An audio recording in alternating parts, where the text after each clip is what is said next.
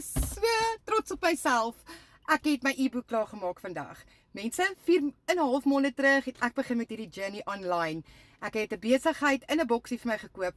Alles was opgestel en ek was so onseker. Ek het met niks begin nie, geen onervaring nie.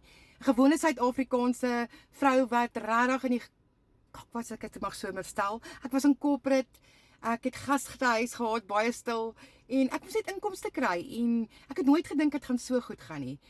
En mense, hier leer ons op hierdie program hoe om social media te gebruik. Alles gaan digitaal vandag.